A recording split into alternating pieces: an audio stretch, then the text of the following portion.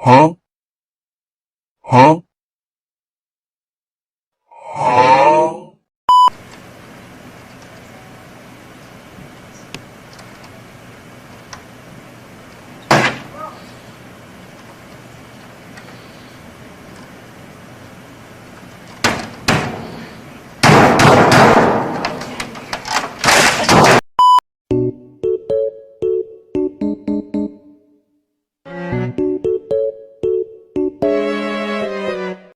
A few moments later.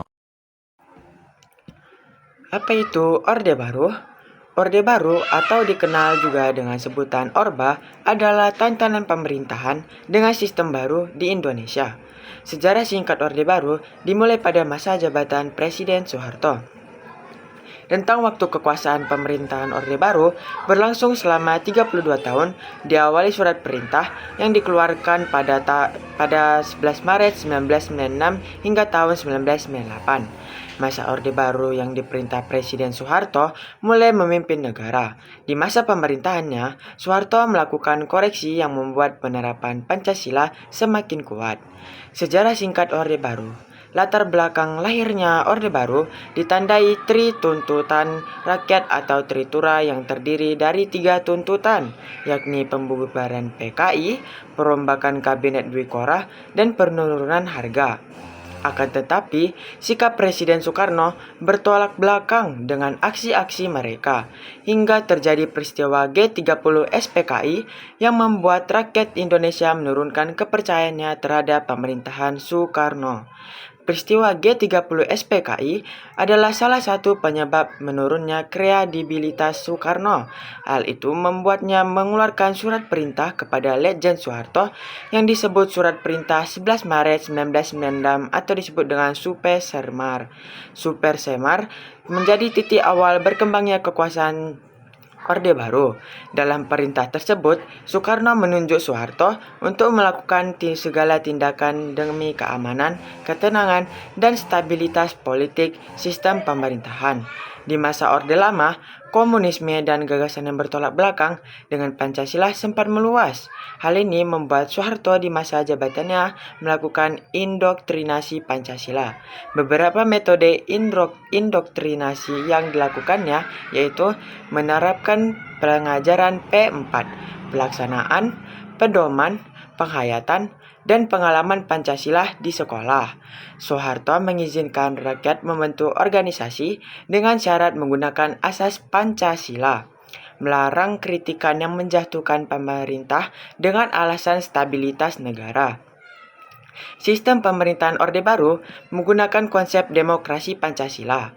Visi utamanya adalah menerapkan nilai Pancasila dan Undang-Undang Dasar 1945 secara murni serta konsekuen dalam aspek kehidupan masyarakat Indonesia. Sistem pemerintahan pada masa Orde Baru adalah presidensial dengan bentuk pemerintahan Republik dan UUD 1945 sebagai dasar konstitusi yang berlaku. Dalam periode masa Orde Baru, terjadi banyak perubahan-perubahan politik dan ekonomi perekonomian. Indonesia berkembang pesat walaupun dibarengi dengan praktik korupsi yang merajalela.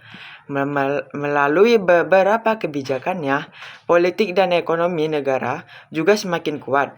Namun, kondisi ini menurun ketika terjadi krisis moneter pada tahun 1997.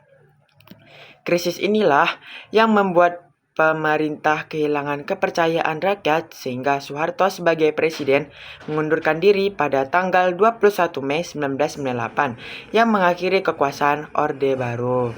Penyebab jatuhnya Orde Baru, perekonomian Indonesia yang melaju pesat dan pembangunan infrastruktur yang merata untuk masyarakat di masa Orde Baru diikuti dengan praktik korupsi, kolusi, dan nepotisme.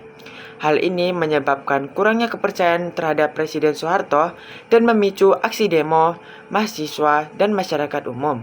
Demonstrasi semakin gencar setelah pemerintah menaikkan harga bahan bakar di tanggal 4 Mei 1998. Terjadi juga tragedi Trisakti, yaitu tertembaknya 4 mahasiswa di depan Universitas Trisakti yang semakin mendorong masyarakat menentang kebijakan pemerintah. Tahun 1997 sampai 1998 merupakan periode Orde Baru yang menjadi masa kelam bagi rakyat Indonesia.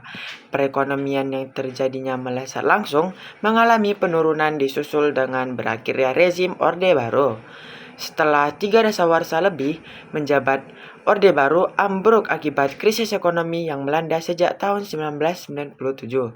Ditambah besarnya gelombang demonstrasi sebagai berbagai daerah, membuat Presiden Soeharto mundur pada 21 Mei 1998.